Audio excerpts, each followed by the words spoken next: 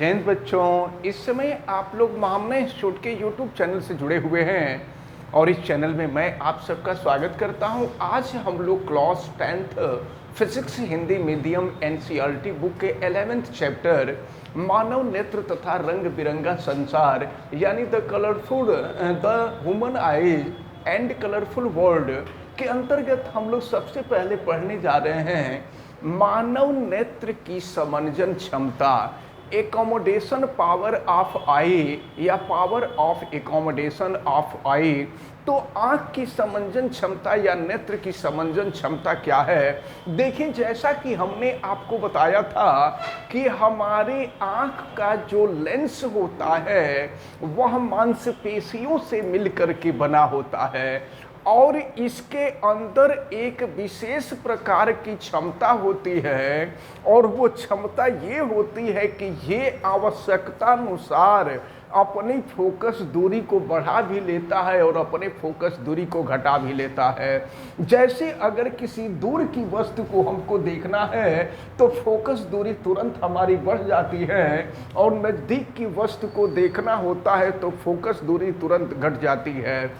तो मानव नेत्र की वह क्षमता जिसके द्वारा नेत्र लेंस की फोकस दूरी आवश्यकता अनुसार बढ़ जाती है अथवा घट जाती है, तो उसे ही मानव नेत्र की समंजन क्षमता कहते हैं।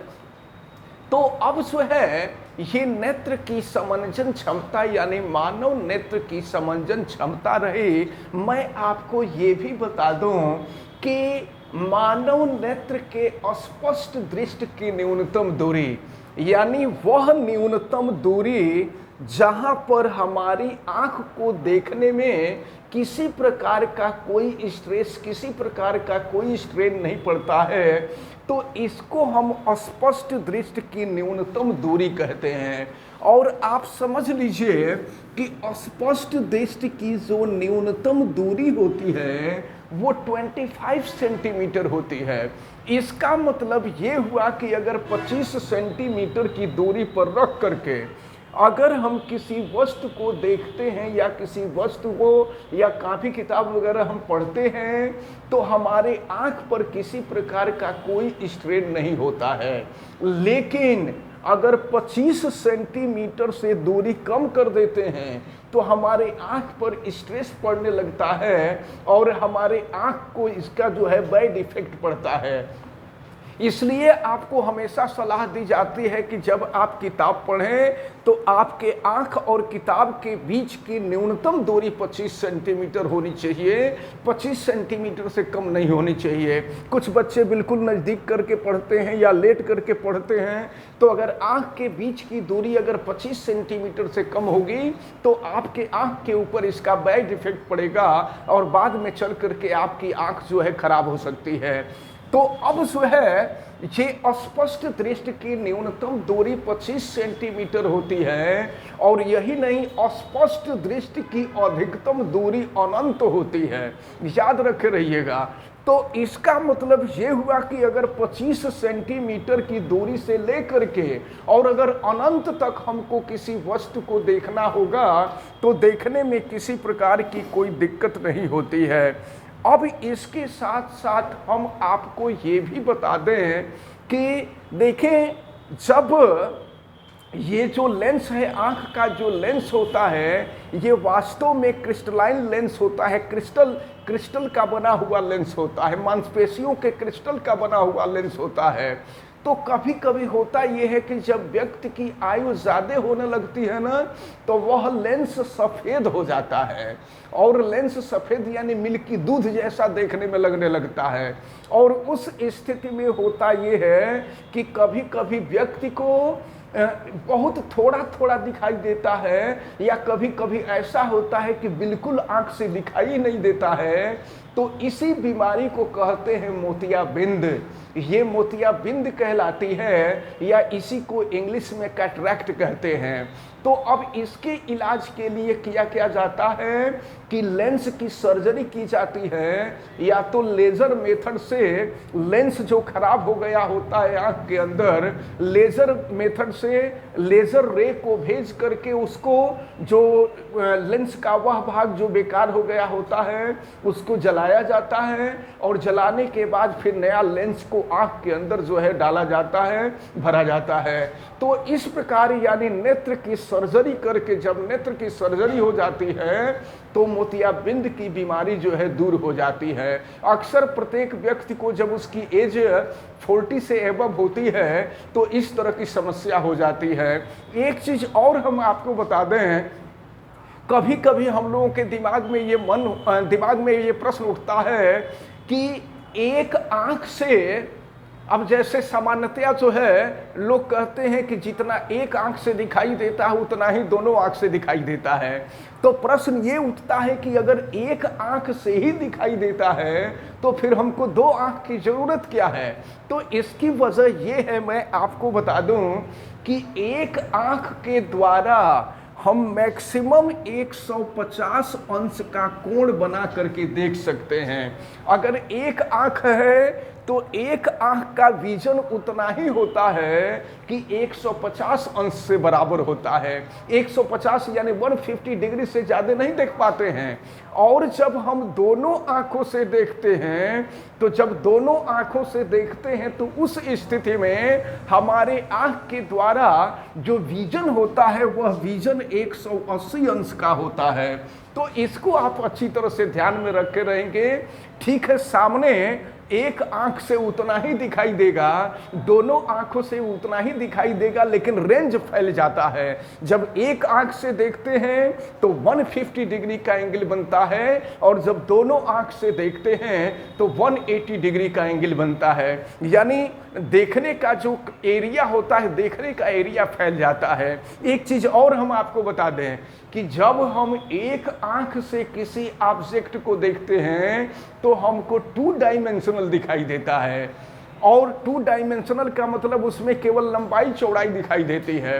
लेकिन जब हम दोनों आंखों से किसी वस्तु को देखते हैं तो कोई भी वस्तु 3 डायमेंशनल दिखाई देने लगती है, यानी लंबाई चौड़ाई और मोटाई भी दिखाई देने लगती है। तो इस प्रकार अगर कोई व्यक्ति आपसे कह देता है, और नॉर्मली लोग कह दिया करते हैं, एक जो है प्रश्न पूछ रहे थे कि एक आंख से अगर 5 किलोमीटर दिखाई दे रहा है तो दोनों आंखों से क्या किलोमीटर दिखाई देगा। तो कहने का मतलब हमारा ये है कि दिखाई देना अलग चीज है और उसका रेंज अलग है।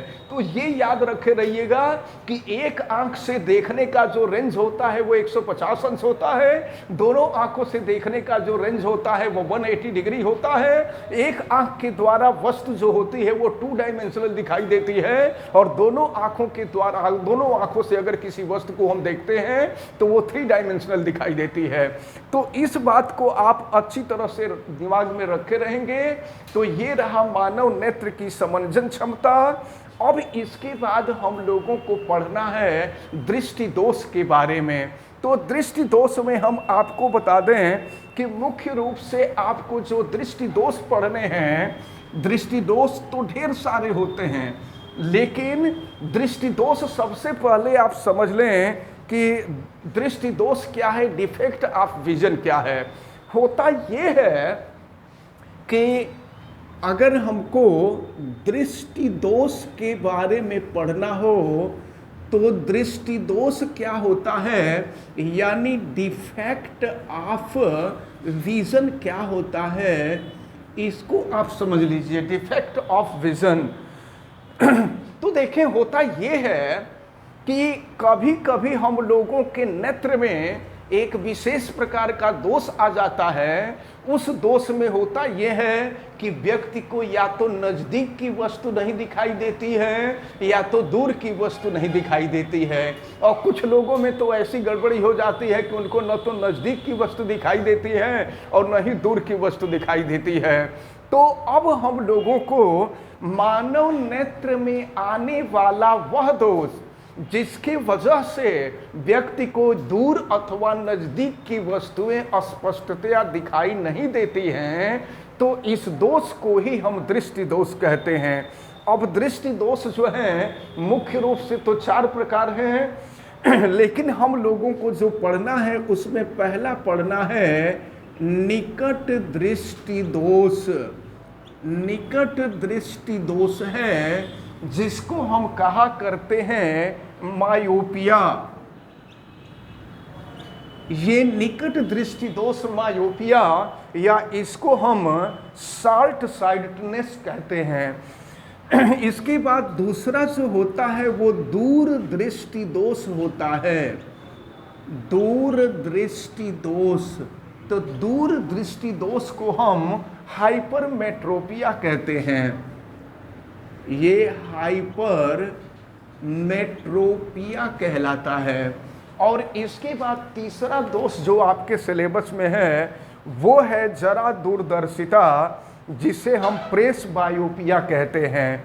जरा दूरदृष्टिता, जरा दूरदृष्टिता, इसको हम कहा करते हैं प्रेस बायोपिया। तो ये जो है प्रेस बायोपिया, तो इसको हम लोगों को पढ़ना है। और तीसरा जो होता है, चौथा जो होता है वह दोष अबिंदुकता कहलाता है, और इसको हम एस्टिग्मेटिज्म कहते हैं। फिलहाल जरा ध्यान पूर्वक देखें तो हम लोगों को दृष्टि दोष में निकट दृष्टि दोष और दूर दृष्टि दोष को पढ़ना है। तो अब जो है अभी जितनी बातें आपको जो बताई गई हैं, हमें उम्मीद है कि आप सबको अच्छी तरह से समझ में आई होंगी।